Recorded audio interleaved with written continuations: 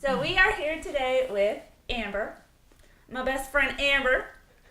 And Amber and I have a lot happening in our lives right now. Yep. Yes. Yep. And she's going through kind of similar stages as me. So I was going to ask you, Amber, because this is Suddenly Seeking Spirit. Right. What brought you to suddenly seek a spirit? It was kind of a few different things that sort of led up to it. And I'm going to say that there was a crazy situation that happened in my life that kind of, made me realize that, I really rely on a lot of other people to kind of help me. Mm-hmm. So, call it codependency, call it, whatever you want to call it. Mm-hmm. But essentially, I realized that I wasn't able to really rely on myself to self-soothe and to, deal with my own things that were going on. I was kind of always sort of, maybe a bit of a blamer that, it's something else is happening and everything's happening to me. Mm-hmm. And I just kind of woke up one day and really journaled that, you know what, I need to be able to, figure out how to deal with my own shit, and not need other people to deal with it. Mm-hmm. So that kind of started it off. Mm. Oh, so journaling really was your first go-to, I guess. Yeah. Journaled like crazy. Do you remember the first book you picked up when you decided you needed to change? I'm going to say it was The Universe Has Your Back. So it was actually... we like... Oh, really? I just got goosebumps because we have a story for that. Yeah. Do you? You and I do. About The Universe Has Your Back? You don't recall? I don't know. We have a lot of stories. We have every story. But many stories. Okay, so you go on. So I was actually seeking, outside, I went to a therapist to sort of help me deal with stuff. Mm-hmm. Because when things went down, it was pretty overwhelming and shocking, and it was a surprise. Mm-hmm. Surprise. Mm-hmm. That's what life is, right? Mm-hmm. So anyway, she was actually the one that was like, I'm reading this book. I'm gonna send you the link to get the free Audible. She was the download of it. Same one that gave me the free download of it. We had the same therapist. Yeah. So she would see me Monday morning. Yeah. And then see Amber Friday afternoon. And if you guys have noticed, we're kind of similar. Yeah. She said she loved it. Yeah. She must have lied. Yeah. I don't know. Yeah. But anyway, go on.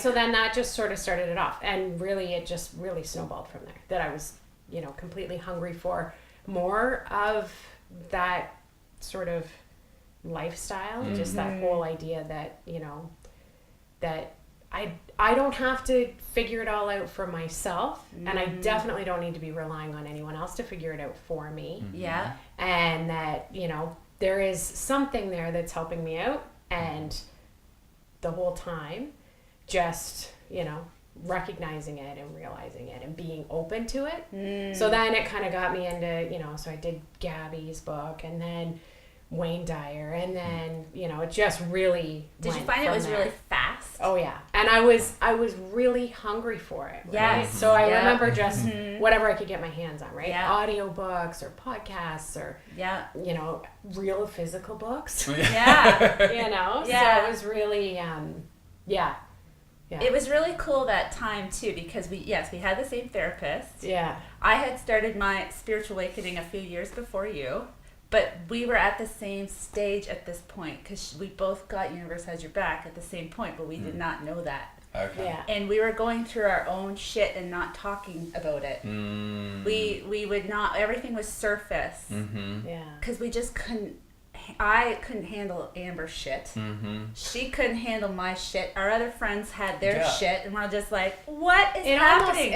Is it because we're 40?" I know. It almost seems like it all really did just. Everybody's life kind of kablamoed at the same time. Like, yeah. We're like, but we had that support. But we didn't think we had each other. We thought we lost each other. Yeah. We did. I did. I thought I lost you guys, but we were going through our stuff. Yeah. And then I remember I asked you for coffee because I was going to be in your town. Yeah.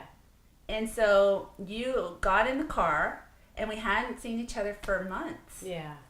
And I don't know who said it first, but one of us said, you have to read this book, The Universe Has Your Back. And then she said, it was you. You said, I'm doing May Cause Miracles now. I already read Universe Has Your Back. Yeah. And you were on day, like, something from May Cause Miracles. Yeah.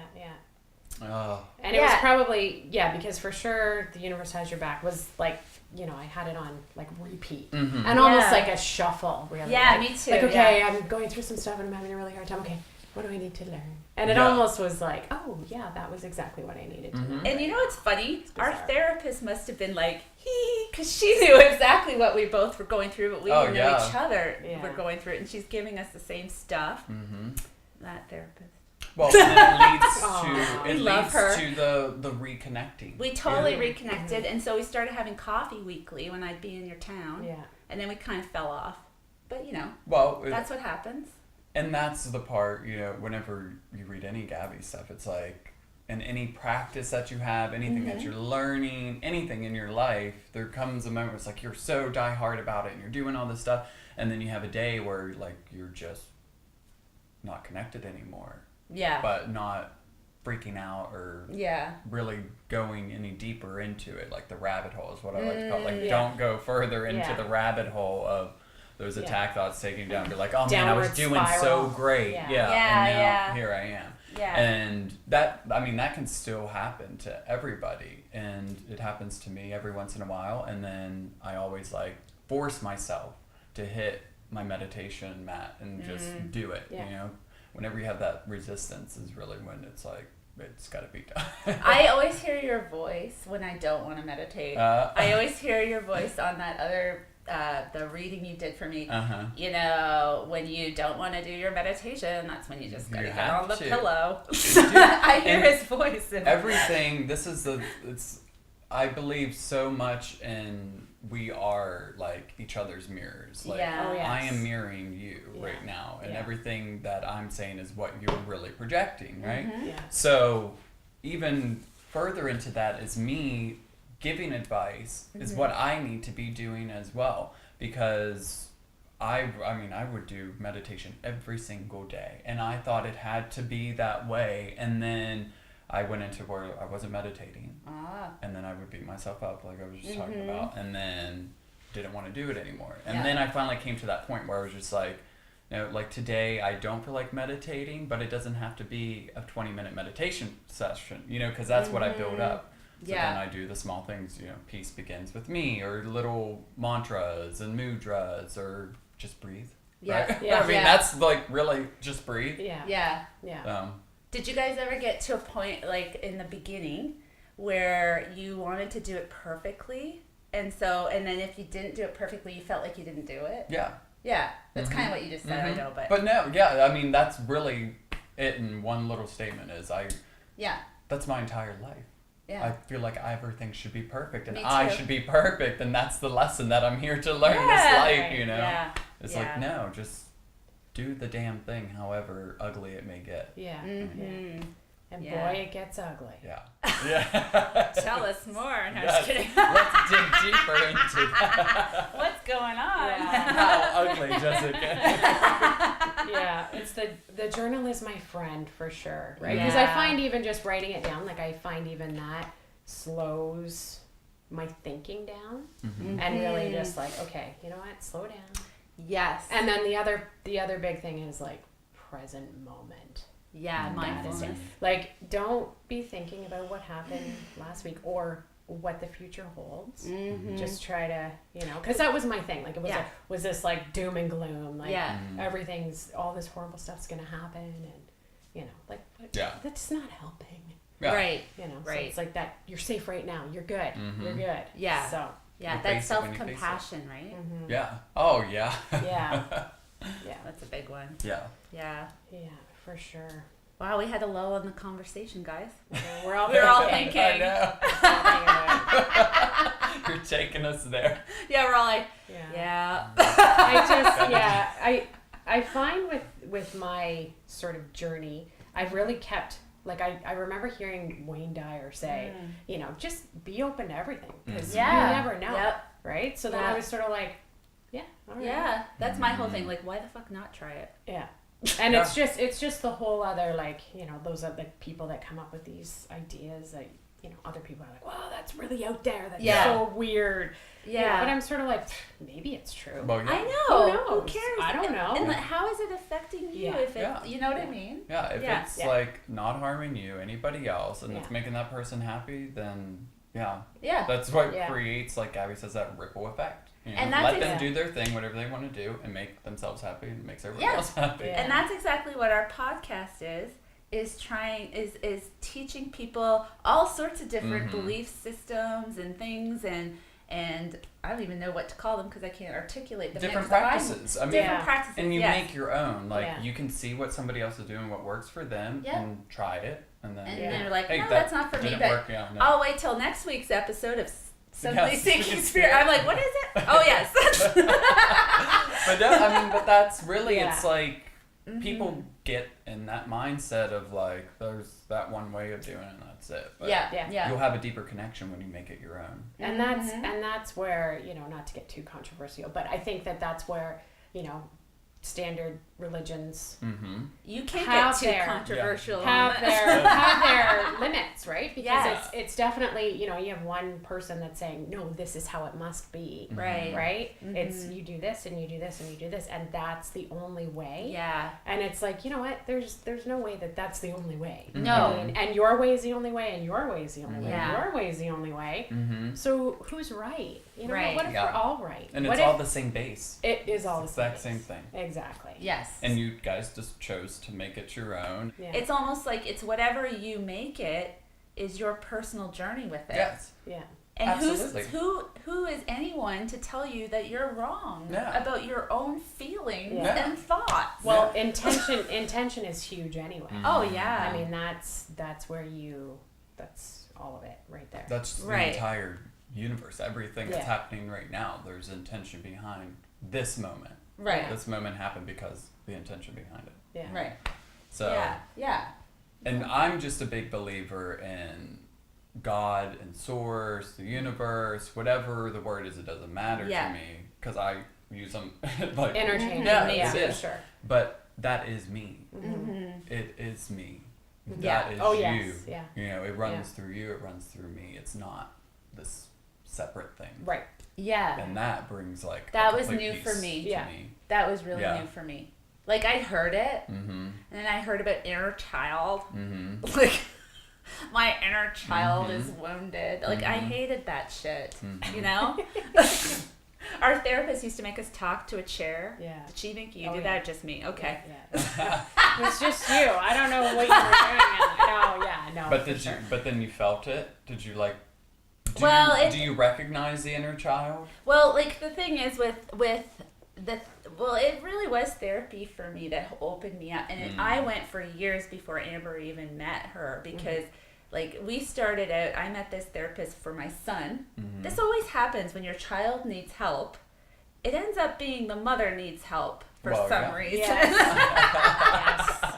And it's true. Yeah, it really is. It really was. It's emotion-focused therapy so that we can, and Amber's the same, like we learned how to deal with our own emotions and articulate our own emotions, and so that we could, you know, reflect our child's and hold space for them when they're so upset, and learning how not to get triggered by that. That was my journey anyway for therapy was like old childhood wounds I needed to heal so that I could heal my son. Basically. Or not heal him, but be present for him. Instead of shriveling up, basically, from childhood wounds, from my inner child. So it was just, she really opened me up to new ideas just that way. And then I kept going to, like, the first book she gave me was Rising Strong. Yeah, me too. Yeah. That was Rising Strong.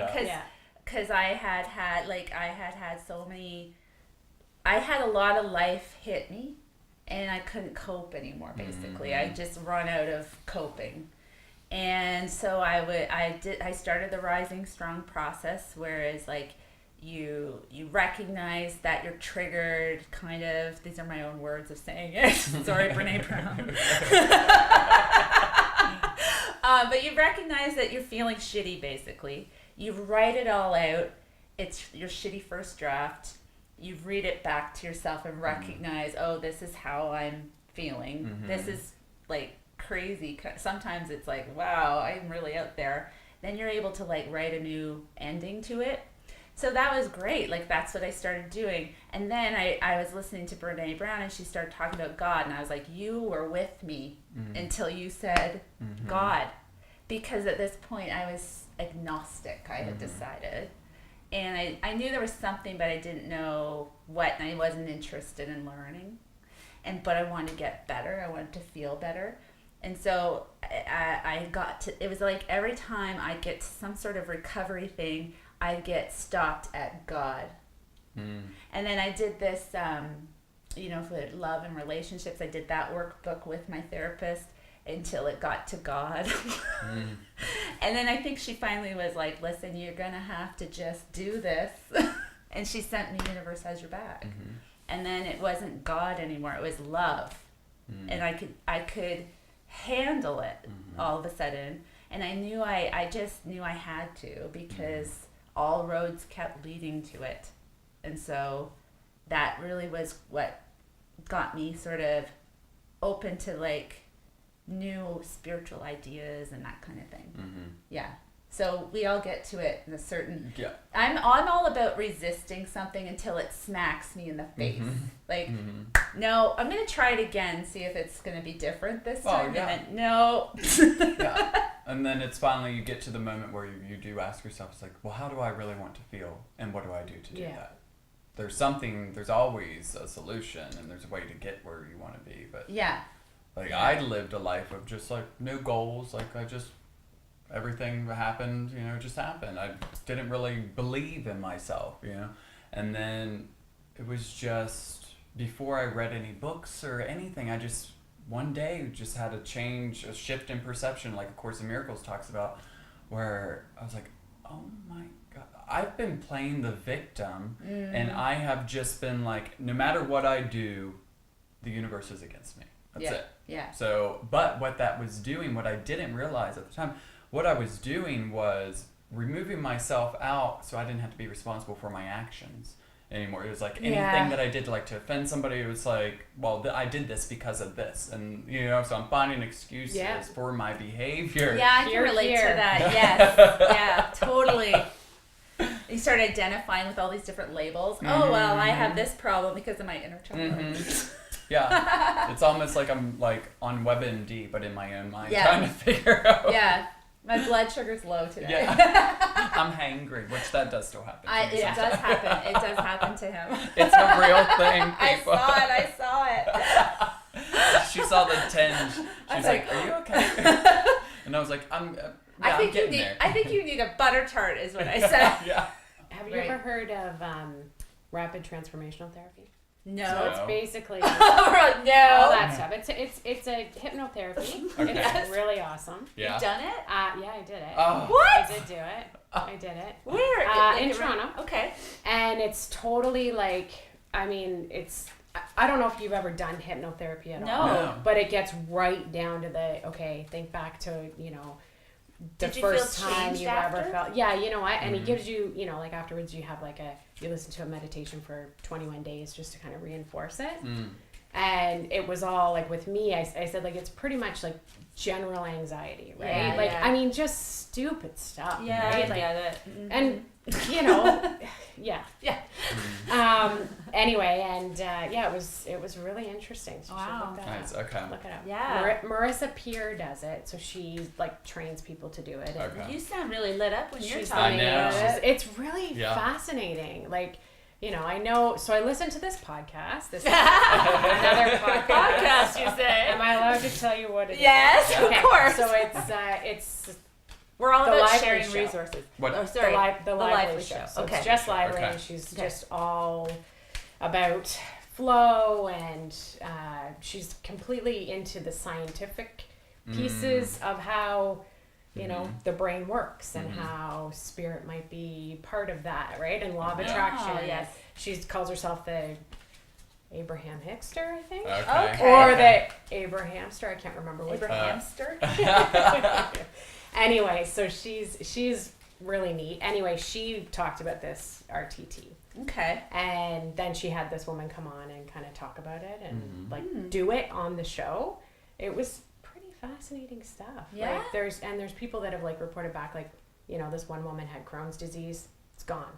People that like, so for her personally, I look at him like she was yeah. So for her personally, she had polycystic ovary, like PCOS, I guess. And so anyway, she hadn't had a period like ever her whole life. Yeah. And then she did this RTT and she's like, I've had a regular period. Why would she want that? Right, from that. Just kidding. You know, healthy, functioning body. So, yeah, I know. I'm just kidding. So yeah, that, and they just. So that trauma. Yeah, that was a was trauma showing related. through the physical. Yeah. Wow. Yeah. Yeah. That's crazy. Yeah. Thank you, Amber, for sharing your experience with us. Thank you for your openness. Yes. Thank you for being so open and honest with us, because it's not easy. Yeah. You know, to share your story. It's being vulnerable. Not easy. So thank you very much. We really appreciate it. Thanks for having me on the show today. Of course.